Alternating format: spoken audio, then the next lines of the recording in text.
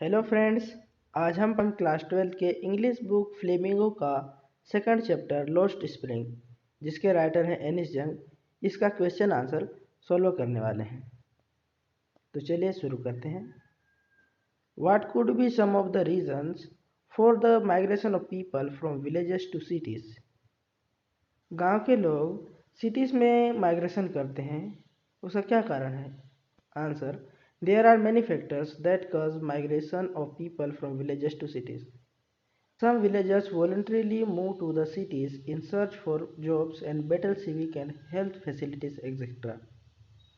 इसके कई कारण हो सकते हैं गांव के लोग सिटीज़ में माइग्रेट करने की वजह, लेकिन उनमें से कुछ कारण हैं जैसे गांव के लोग बहुत सारे वॉलंटरीली मूव करते हैं।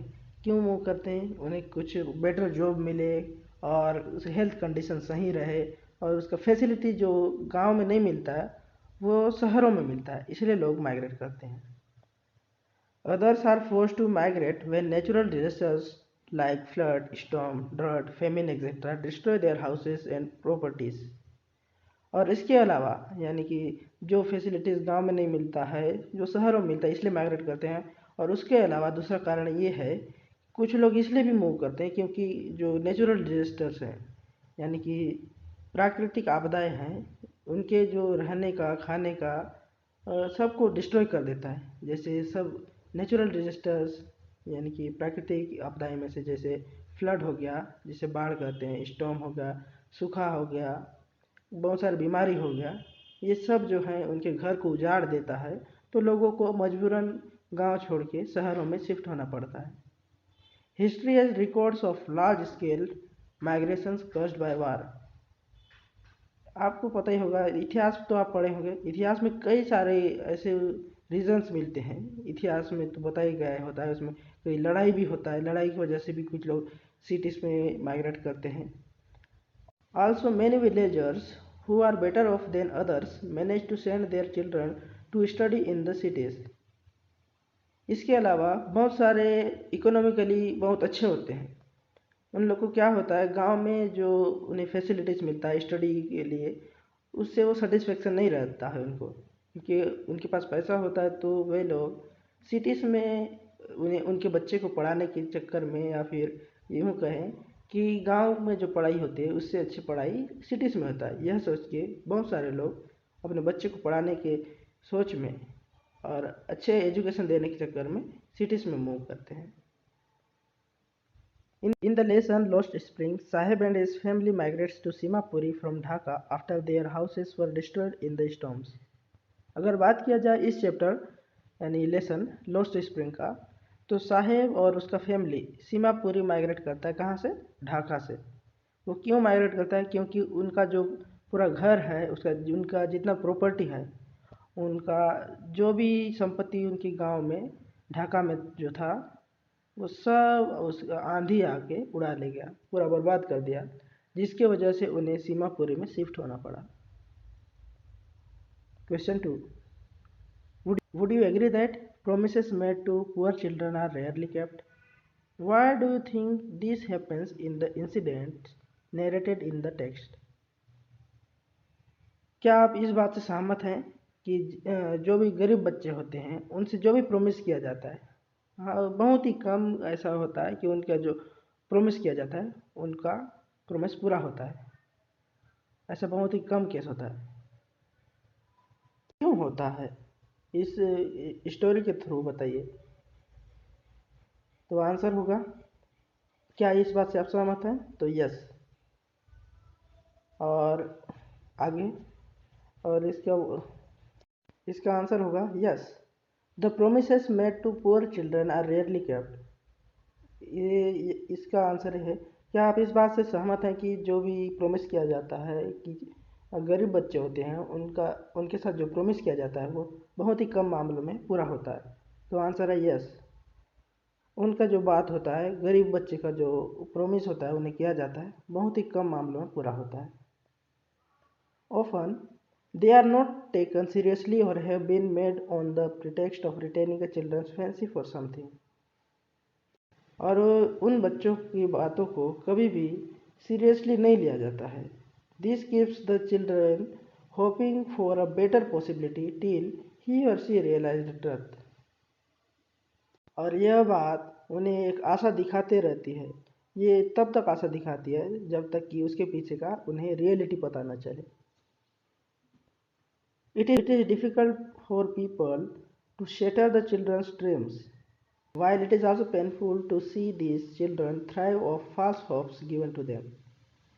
इन बच्चों का ड्रीम को पूरा करना तो एक बहुत ही डिफ़िकल्ट कार्य होता है। वहीं देखा जाए तो इन्हें जो आशा दिखाया जाता है बहुत ही दर्दनाक होता है, बहुत पेनफुल होता है जी क्योंकि इन्हें जो झूठी आशा दिखाया जाता है, क्योंकि झूठी आशा बहुत दुख आती है। Once while interacting with Sahib, the narrator ends up encouraging him to study and jokingly talks about opening a school herself. इस चैप्टर में आप पढ़े हैं तो एक बार जब नैरेटर यानी राइटर एनिस जंग बात करते हैं साहिब से तो उन्हें पढ़ने के लिए इनकरेज करती है, मजाक मजाक में वैसे कहती है क्या अगर मैं स्कूल खोलूँगी तो तुम क्या इसमें आओगे पढ़ने। At times she fails to realize that unknowingly she has sown a seed of hope in the Sahib's heart. जब साहब को कहती हैं कि जब मैं स्कूल खोलूँगी तो तुम उसमें पढ़ने आओगे, तो अनजाने में अननोइंगली यानी अनजाने में वो साहब के दिल में एक झूठी आशा यानी कि एक बीज बोती आशा की एक बीज बोती हैं, लेकिन वो ये बात को रियलाइज नहीं करती हैं कि उन्होंने एक आशा के बीज बोए हैं। She becomes conscious of her mistake when after a few days साहब approaches her inquiring about her school. मगर इस बात का पता उन्हें तब चलता है यानी कि उनका जो गलती का एहसास उन्हें तब होता है जब साहब उसके पास जाता है और उनके जो स्कूल खोलने की बात कही थी उसके बारे में इंक्वायरी करता है या पूछता है, तब उन्हें पता चलता है यानी उनके मिस्टेक के बारे में उन्हें एहसास होता है।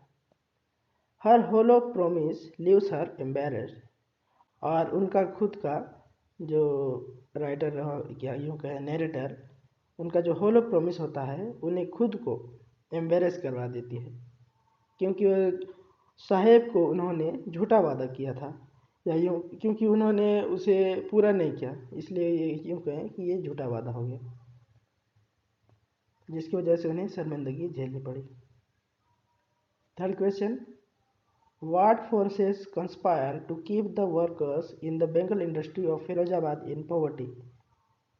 क्वेश्चन कह रहा है कि जो बेंगल इंडस्ट्री में जितने भी वर्कर्स काम कर रहे हैं फिरोजाबाद के, उनमें से जो जितने लोग हैं सब गरीबी झेल रहे हैं। उसका क्या कारण है? उन्हें क्या जो है ऐसा फोर्स कर रहा है जो उन्हें गरीबी में झेलना पड़ रहा है, गरीबी में रहना पड़ रहा है? Answer, Bengal makers think that it is the only skill they possess. Bengal makers में एक ऐसा माइंडसेट बन गया है या ये उनका ऐसा बचपन से ही सिखाया गया है कि उनके पास सिर्फ और सिर्फ यही स्किल है उन्हें जीवन यापन करने का। ऐसा उन्हें भरोसा दिलाया गया, ऐसा उन्हें सिखलाया गया है बचपन से। They have a belief that it is the only work they can do as they are born in the community of Bengal makers. और उन्हें बचपन से ऐसा पूरी तरह ट्रेन कर दिया गया है और उन्हें पूरा माइंडसेट चेंज कर दिया गया है, बिलीफ बना दिया गया है कि वे ऐसे कम्युनिटी में पैदा हुए हैं जहाँ पर सिर्फ और सिर्फ बेंगल मेकर्स होते हैं और बेंगल ही बनाएंगे, और माइंडसेट की वजह से वे लोग आगे नहीं बढ़ पाते, पॉवर्टी में ही रहते हैं। मोर ओवर, इसके अलावा they have fallen into the vicious clutches of the middleman, politicians, bureaucrats, sahukars and policeman. इसके अलावा वे लोग मिडिलमैन, पॉलिटिशियंस, ब्यूरोक्रेट्स, साहूकार्स और पुलिसमैन के द्वारा ऐसा दबाया गया है इन्हें और इनकी आवाज़ों को दबाया गया है कि जिसकी वजह से वे आगे बढ़ने में असफल हो रहे हैं। और एक बात ये है, बुक में बात किया गया है कि इनमें ना लीडरशिप यानी सबको यूनाइट करके आगे बढ़ने की जो क्वालिटी है इनमें डेवलप नहीं हो पा रहा, इस वजह से इन लोग भी पॉवर्टी में रह रहे हैं। इन्हें एक साथ यूनाइट होके आगे बढ़ना होगा क्योंकि जो ब्यूरोक्रेट होते हैं, पॉलिटिशियंस, पुलिसमैन जो है सो अपने ही डेवलपमेंट के बारे में सोचते हैं, तो इन्हें अगर डेवलपमेंट करना है तो खुद के बारे में सोचना होगा। यही है वजह, और इसके अलावा बहुत सारे वजह है, अब आपके अनुसार डाल सकते हैं जिस जिस प्रकार आप किताब में पढ़े होंगे। तो ये था लोस्ट स्प्रिंग का क्वेश्चन आंसर का एक्सप्लेनेशन। अगर वीडियो पसंद आया तो लाइक करें। Thank you for watching.